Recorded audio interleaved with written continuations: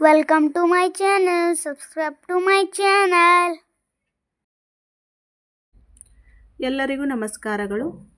5ನೇ ತರಗತಿಯ ಕನ್ನಡ ಪಠ್ಯಪುಸ್ತಕ ಭಾಗ 2 ಇದರ ಪದ್ಯ ಭಾಗ ಪದ್ಯ 5 ಕರಡಿ ಕುಣಿತ.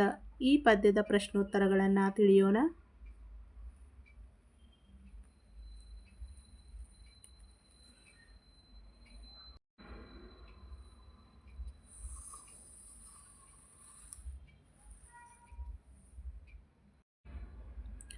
ಕೃತಿಕಾರರ ಪರಿಚಯ.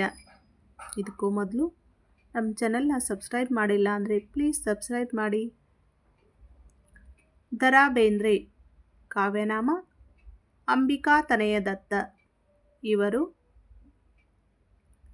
ಸಾಮಾನ್ಯ ಶಕ 1896ರಲ್ಲಿ ಧಾರವಾಡದ ಸಾಧನಕೇರಿಯಲ್ಲಿ ಜನಿಸ್ತಾರೆ. ಪ್ರೌಢಶಾಲಾ ಪ್ರಾಧ್ಯಾಪಕರಾಗಿ, ಸೊಲ್ಲಾಪುರದ ರಾಜಾರಾಮ್ ಕಾಲೇಜಿನಲ್ಲಿ ಕನ್ನಡ ಪ್ರಾಧ್ಯಾಪಕರಾಗಿ, ಧಾರವಾಡದಲ್ಲಿ ಬಾನುಲಿ ಕೇಂದ್ರದ ಸಲಹೆಗಾರರಾಗಿ ಕೂಡ ಸೇವೆಯನ್ನು ಸಲ್ಲಿಸಿದ್ದಾರೆ. ಇವರ ಪ್ರಮುಖ ಕೃತಿಗಳು ನಾಲ್ಕು ತಂತಿ, ನಾದಲೀಲೆ, ಮೇಘದೂತ, ಗಂಗಾವತರಣ, ಸಖಿಗೀತ ಮೊದಲಾದ ಕೃತಿಗಳು. ನಾಲ್ಕು ತಂತಿ ಕೃತಿಗೆ ಈ ಸಂಕಲನಕ್ಕೆ ಭಾರತೀಯ ಜ್ಞಾನಪೀಠ ಪ್ರಶಸ್ತಿ ಕೂಡ ಲಭಿಸಿದೆ. ಭಾರತ ಸರ್ಕಾರದ ಪದ್ಮಶ್ರೀ ಪ್ರಶಸ್ತಿ, ಕೇಂದ್ರ ಮತ್ತು ರಾಜ್ಯ ಸಾಹಿತ್ಯ ಅಕಾಡೆಮಿ ಪ್ರಶಸ್ತಿಗೂ ಕೂಡ ದ ರಾ ಬೇಂದ್ರೆಯವರು ಭಾಜನರಾಗಿದ್ದಾರೆ.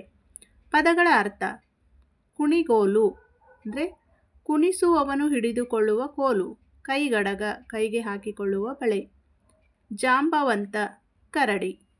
ಅಭ್ಯಾಸ: ಕೆಳಗಿನ ಪ್ರಶ್ನೆಗಳಿಗೆ ಉತ್ತರಿಸಿ. ಪ್ರಶ್ನೆ ಸಂಖ್ಯೆ 1.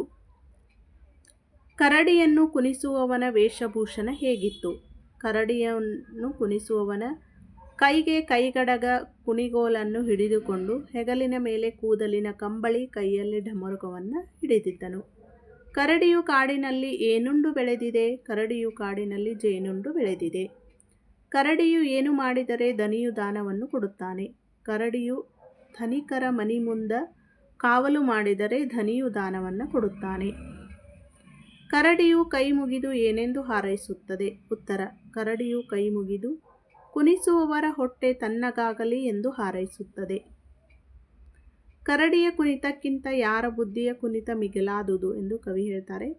ಕರಡಿಯ ಕುಣಿತಕ್ಕಿಂತ ನರರ ಬುದ್ಧಿಯ ಕುಣಿತ ಮಿಗಿಲಾದುದು.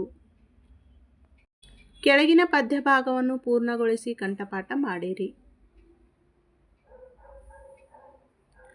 ಕಬ್ಬಿನ ಕೈಗಡಗ ಕುಣಿಗೋಲು ಕೂದಲು ಕಂಬಳಿ ಹೊದ್ದಾವ ಬಂದಾನ, ಗುಣುಗುಣು ಗುಟ್ಟುತ ಕಡಗವ ಕುಟ್ಟುತ ಕರಡಿಯ ನಾಡಿಸುತ ನಿಂದಾನ.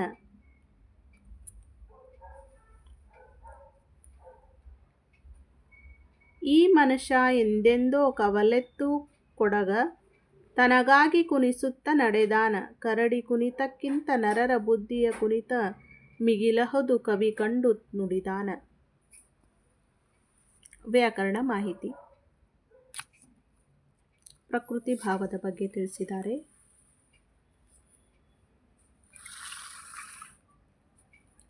ವಿರುದ್ಧಾರ್ಥಕ ಪದಗಳು. ಭಾಷಾಭ್ಯಾಸ. ಕೆಳಗಿನ ಪ್ರಶ್ನೆಗಳಿಗೆ ಉತ್ತರಿಸಿ. ಈ ಪದಗಳಿಗೆ ವಿರುದ್ಧಾರ್ಥಕ ಪದಗಳನ್ನು ಬಳಸಿ ಸ್ವಂತ ವಾಕ್ಯವನ್ನು ರಚಿಸಿ ಅಂತ ಹೇಳಿದ್ದಾರೆ. ಶುದ್ಧ, ಅನುಕೂಲ, ಆರೋಗ್ಯ, ಸಫಲ. ಶುದ್ಧ ಪದ: ಮನೆಯನ್ನು ಶುದ್ಧವಾಗಿಟ್ಟುಕೊಳ್ಳಬೇಕು. ಅದರ ವಿರುದ್ಧ ಪದ ಅಶುದ್ಧ, ಅಶುದ್ಧವಾದ ಮನೆಯನ್ನು ಸ್ವಚ್ಛಗೊಳಿಸಬೇಕು. ಅನುಕೂಲ: ರಸ್ತೆಗಳು ಪ್ರಯಾಣಿಕರಿಗೆ ಏನಾಗಿವೆ? ಅನುಕೂಲವಾಗಿವೆ. ಗುಂಡಿ ಬಿದ್ದ ರಸ್ತೆಗಳು ಪ್ರಯಾಣಿಗೆ ಅನಾನುಕೂಲವಾಗಿವೆ. ವಿರುದ್ಧಾರ್ಥಕ ಪದಗಳಿಗೆ ವಾಕ್ಯಗಳು.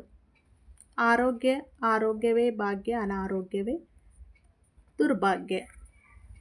ಸಫಲ: ಶ್ರಮಪಟ್ಟು ವಿದ್ಯಾಭ್ಯಾಸ ಮಾಡಿದರೆ ಸಫಲತೆ ದೊರೆಯುತ್ತದೆ. ಅದರ ಸಫಲದ ವಿರುದ್ಧಾರ್ಥಕ ಪದ ಅಸಫಲ. ನಾವು ಶ್ರಮಜೀವಿಯಾಗದಿದ್ದರೆ ಅಸಫಲತೆಯೇ ಸಿಗುವುದು. ವ್ಯಾಕರಣ ಮಾಹಿತಿಯಲ್ಲಿ ಪ್ರಕೃತಿ ಭಾವ ಎಂದರೇನು?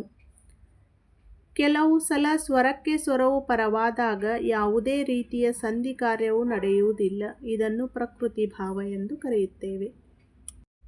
ಪ್ರಶ್ನೆ 3. ಪ್ರಕೃತಿ ಭಾವಗಳನ್ನು ಹಾಗೂ ಸಂಧಿ ಪದಗಳನ್ನು ವಿಂಗಡಿಸಿ ಬರೆಯಿರಿ.